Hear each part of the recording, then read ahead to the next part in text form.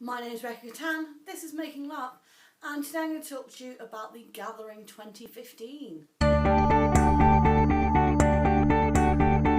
So, I don't know if you can hear my voice, but it is shot, and it actually went before the event, which impacted some stuff that I'd been planning on doing. Pre-event, for anyone that's into the LT LARP scene, you'll know that things went a bit crazy. This is the first time ever that they had done a fixed time in, and they'd asked for monsters. They'd said 20 from each faction, so they could do a hard time in, have everything ready to kick off all at once. And people got really hyped. People talking about it's going to be a bloodbath, and then going kind of round it turned into a meme, mocking everyone that thought it was going to be this crazy big thing. And there was a lot of drama leading up to the event itself. I had a weird event personally, but my understanding from people that did get involved into the combat side of things, that it was really fun experience to be involved with. The Gathering is also a weird event because it's the last event of the year for the LT, the last main line, and it's the one that attracts the most people from outside of the main system. So people that aren't new, they're most likely to come to the Gathering. People that are only able to come once a year, generally people try and make the Gathering. So you get a bit of a mix between people that are more intense about it and people that are new or a bit more casual about the situation and maybe don't understand the rules properly. So I'm aware there were a few incidents knocking about of people that maybe weren't fighting the most safely or following the rules correctly for murdering people. But aside from these incidents, it seems that pretty much everyone had an amazing time. The set build was fantastic in terms of what they did and how far out it went. There were loads of set dressing in the other fields, which is something that generally gets overlooked. You tend to find it all around the guild, ritual circle, marketplace area, and this time there was two huge obelisks in the centre of the two camping fields. There were also signposts translated into different language. Because of the location of Alcafar, I see being in Egyptus, there was quite a lot of hieroglyphic writings, and there was just some amazing effects going on for the set dressing of the weekend. Now, for myself personally, we went down on the first night. The first night is always awesome if you can make it down. It's night where everyone hangs out and is sociable out of character. If we do make it to a Thursday, it's generally the one on the Gathering. Again, because it's the biggest event, it's the one most people try and get that extra day's holiday for. Once we got to in-character time, I screwed up so badly. I left my in-character wallet in the house. And I didn't realise this until about half an hour before the big fixed time in. Basically, they'd said everyone needs to time in either at the guilds or in your faction for the hard time in. And as I mentioned, not only was the people that had the monster slot, but also they'd got monsters from most of the other factions. I think the Jackals were the only ones that they said no to because it was them hosting the events that they needed to be there at time in. So it was a huge epic thing that I managed to miss because inside my in-character wallet is my character card. If you don't have your character card, you don't exist. For those who haven't seen it before, your character card is like a laminated bit of card about the size of a business card. It's got your player name, your character name, it's got your player number, it's what race you are, it's got your character skills. So you need it on you because if you ever try and do something and a ref needs proof that you're able to do it, then that's what your card proves. So I'm like 90% kitted up, can't find my purse with my character card. I really need to go and get this sorted out because when this big battle kicks off and they kill me, I've got to have the card there to cut up, because that's how the plot team establishes that you are dead and stops you from playing that character again. So they cut up your character card. So I went and queued in God, and there was a good 20 people in front of me. The queue was outside of the door. So God, or Games Control as it's more properly known, is where you go to update your character if you buy more skills, if your character dies, if you need to create a new character for another reason. It's also where if you have had to pay on the gate, you need to go in and give them the proof that you've paid, so that the experience points you get for turning up show up on your card, all that kind of stuff. So basically all the kind of OC logistics of having a character happen in Games Control. And there was a massive queue. So I ended up watching the first big battle, the big showstopper from inside Games Control, and seeing what's going on. Now, there were definitely quite a few high profile deaths over the weekend, but I couldn't tell you because I wasn't actively involved when they happened, in terms of if there was any deaths in that big battle. It wasn't the ridiculous character churning death that people had hyped it up to be, but there was a good few character deaths. When I did manage to get in character and snuck around all the combat and got to the Lions camp, it wasn't very long that I was there before the faction had their monster slot. So I stayed around with some other people that weren't doing the monster slot. I mentioned previously I'm not a big fan of combat, and what I normally do if I do get some monstering is I go and help out backstage. The last time I'd done this, I'd done some sewing, and I thought, well, our monster slot's not till like 9 o'clock. That's not very helpful if I go down to sew items up for them and I can't see. So I went on, I believe it was Saturday morning instead. As I said, some people had gone and done the additional monstering. Then our faction slot was at 9. So while some people did have a little break, come back, I see, have some food, etc., there was a good chunk of people that decided just to not bother kitting up until after our faction monster slot. So I stayed with some people that had come in character and hung out and got to learn in character a bit about the human stone, which, because my new character is a fae, is a plot line I hadn't been particularly involved in. And we had quite a quiet night on the first night. As I mentioned, it was midnight when a lot of people started coming back for the monster slot, and timeouts at 2 o'clock. Did manage to make it all the way to timeout though before I went to bed, which is impressive for me. And Friday's probably the only night that I would generally manage it because it's a shorter day, and so I could have got a lot more sleep in the morning. And then went to the Alchemist Guild research meeting that was happening in the morning, and that was quite interesting. It's something aside of the game that I am interested in getting a part of, but I've not managed to do yet. In fact, my last character did actually manage to get the paperwork to do research and then died, so I couldn't do that, and it's a out of character bit of paperwork, so you can't transfer it to somebody else. This year I didn't end up getting any paperwork to do research. It is something I'd like to do, but I haven't decided exactly what my character is going to be focused on. After a research meeting, I ended up going back to camp to get some lunch, and I was going to go back for a guild meeting, and it just didn't end up happening.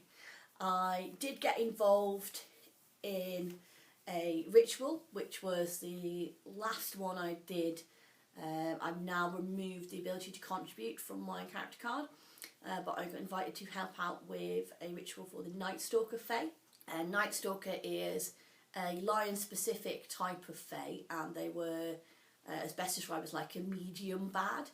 They were like an antagonist group that have now been kind of accepted into the Lions in general. We have a huge kind of subsection of Fae in the Lions called Orstian Fae, which means they came from Orst, which, when these things existed, was a demi-plane. The Night Stalkers were like the big bad scary hunter Fae, so they were Fae who were known for being the type that kind of lured people out on their own into the woods and did horrible things to them.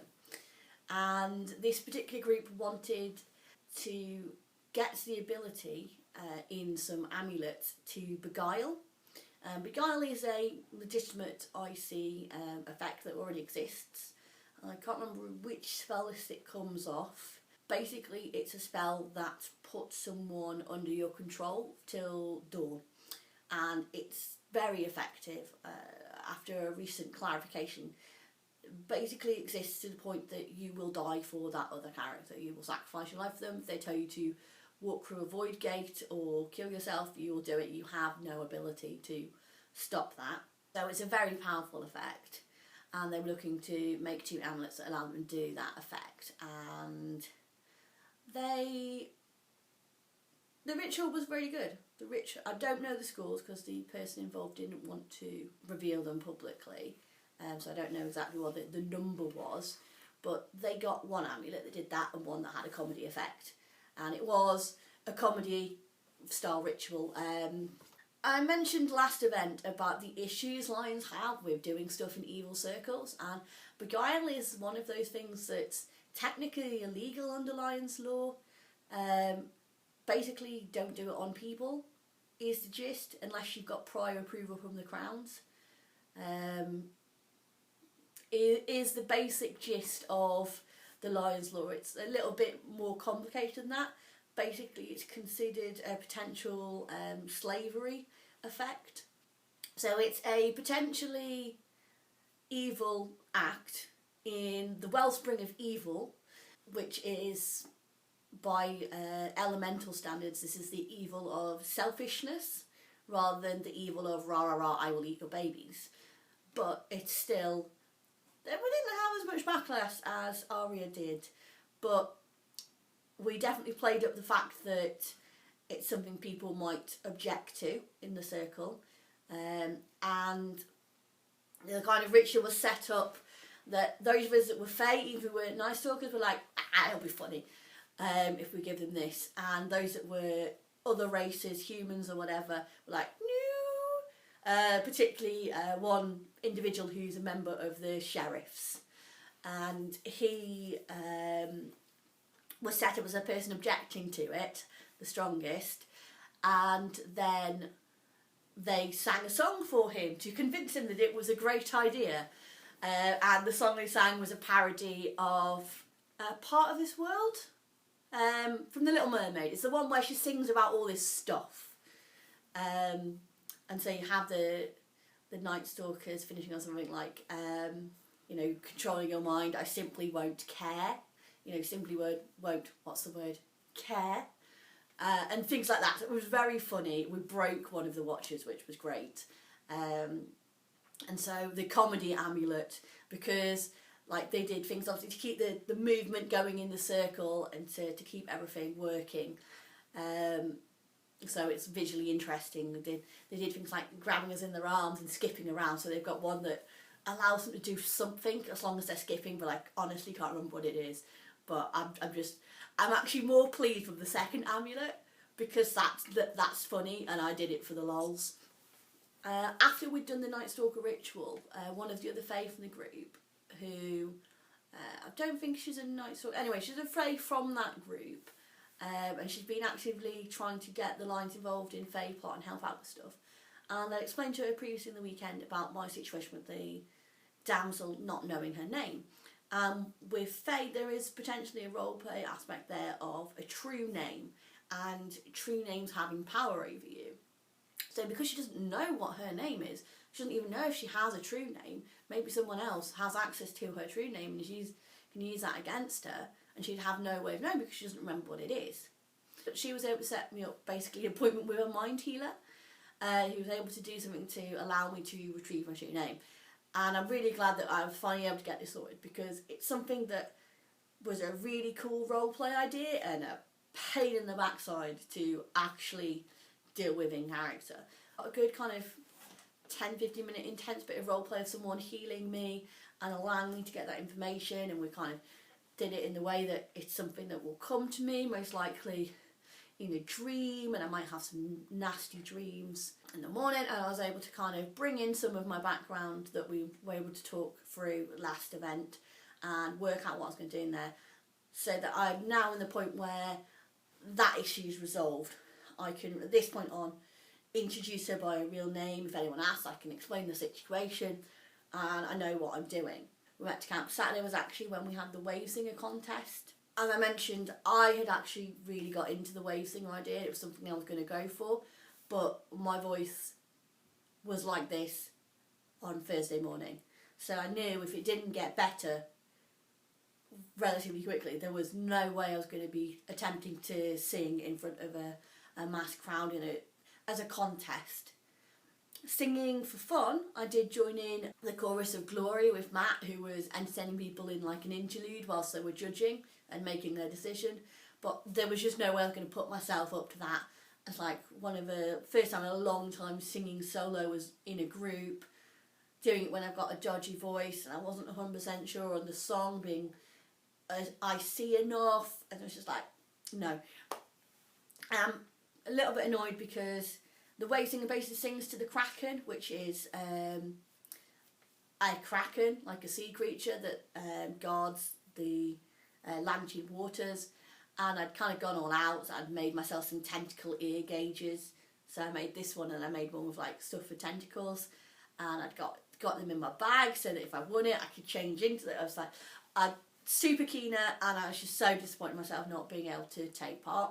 Maybe with a future character, maybe, you know, I'll do some more practice and join the Bards Guild and stuff over the next year or so and try and get my voice into a better condition. Because it's not only like the roleplay thing of, oh, we need someone to go sing the kraken. It's part of the job is encouraging singing in the Lions. So it's something I look forward to and something I'm considering. But as I said, this year it just wasn't an option. Got up in the morning and then I went down to God again. This time I decided to change some of my stats around. I've mentioned previously that I have been struggling with getting involved with everything and feeling like I don't know what I'm doing, or that like when combat happens I've got nothing to do. And I've been umming and ahhing, especially going, well, I'll not do anything just yet because it's Alcafar, so the character's probably going to die, so there's no point changing it, because if you change it whilst you're in the field, there's a 5 OSP cost to it, which is fair enough. It stops people kind of trying to min-max and constantly change over the course of a weekend. As I mentioned, I dropped my ability to contribute to rituals, and there's a ritual to do as my final one. That was pretty amazing. Actually found out when we went there that there was 2 points of character skill not showing up on my card. I'm pretty sure it was light armour use and it's somewhere fallen off. So I ended up with 2 points spare, which kind of confused the guy helping me out with that and using the database for a minute while working out what was going on. And I also dropped Invoke. Invoke is a pretty useful skill, but I just hadn't found any use for it over the last year with the character. It basically allows you to read special scrolls that mages and other spellcasting characters have made. But basically, if they've got the ability to scribe scroll, they can write a scroll down, infuse it with the power of that spell, and someone that's got Invoke is able to read out that scroll, tear it up, and cast that spell. So it's something that's useful, but I just hadn't actually used. So I took healing instead, and then discovered that it was extra points, so I got some more power. So I have a whole 8 power cards for casting healing, and I do need to learn how that all works, because then I can do some useful at the very, very back of fights, you know, being probably more the person in the triage centre that people get brought to. After I'd come back to camp and all that, kind of in the afternoon, I got a message through that Emma had been injured while she was monstering for the Bears linear, and she'd been taken to hospital. So whilst I was technically there in character for a lot of the rest of the day, I really wasn't paying attention. I was constantly looking out the corner of my eye. Is she back? Is someone coming up with news? Right, what do I need to sort out? What if she needs to leave in the middle of as soon as she gets back, rather than staying for the Monday morning? I was not with it. So there was definitely stuff happened. We had a linear of our own. There was a Fae party which no one invited me to, and I'm not in any way bitter. but I wasn't with it, and pretty much she got back into the field. Turned out it was just a sprained ankle, and she was given an ice pack and told, you know, to rest it up. But pretty much fed her, got her put to bed, let, you know, the person that was driving us, Steve, no, you're all right. She doesn't want to go home. We don't need to pack up. You don't need to drive us back. Thank you for not drinking. Go have fun, sort of thing. Basically put her to bed and went to bed myself within like an hour. So that was, again, you're looking at around midnight. I did manage to get up in the morning at about 4 o'clock and find the stragglers and hang out for a couple of hours before going back to bed. I think it was also Sunday morning before the honour battle, which is always stupid. Always. It's one of those, basically, it's a tourist attraction. Most of the players who play regularly don't like the honour battle, but people that come just for the gathering, it's one of the big things that everyone knows happens, and it's the big PvP fight over the gathering. And they go off to a separate field. It was a whole big setup. Now, we missed it because we went and had a shower at the local leisure centre instead, which I think was the better plan. Have a shower, pop to your Asda, have some breakfast, get some more supplies. I wholeheartedly approve of this plan, and so I did that before, as I mentioned, going to God and getting all sorted out. But you've got the honour battle on the Sunday, and Monday you've got the big final battle of the event.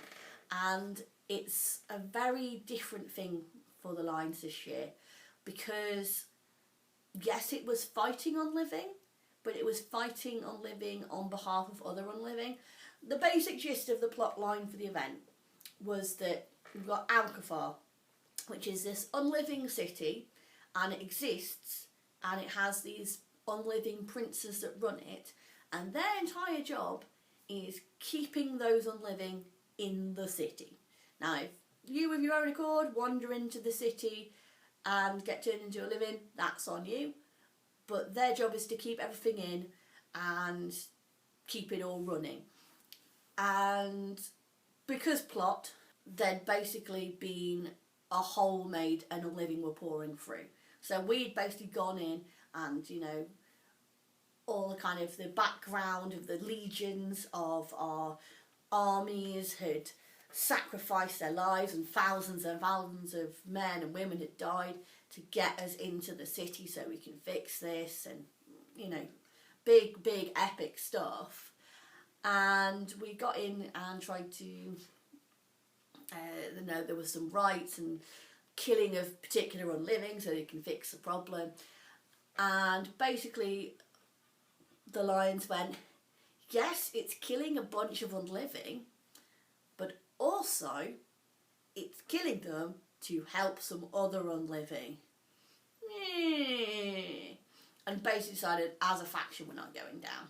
So if people wanted to go with the guilds or go as individuals, yes, they weren't banned from going, but we weren't, as a faction, going down.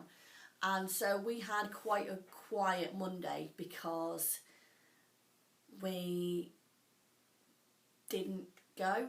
So in fact, what happened mostly is that the people that went to Monster or to go down went, and then everyone else basically started pulling down tents. You know, there was a bit of role play. We actually managed for the first time all weekend to have a company meeting and to get almost everyone together as best we could. Mark and Lindsay were able to make it this time. We put up the company tent, and then they went to bed, and then they went home. So Lindsay was actually coming back on her own because Mark hadn't been well, to pick up the company tent and her trailer tent that they'd left behind.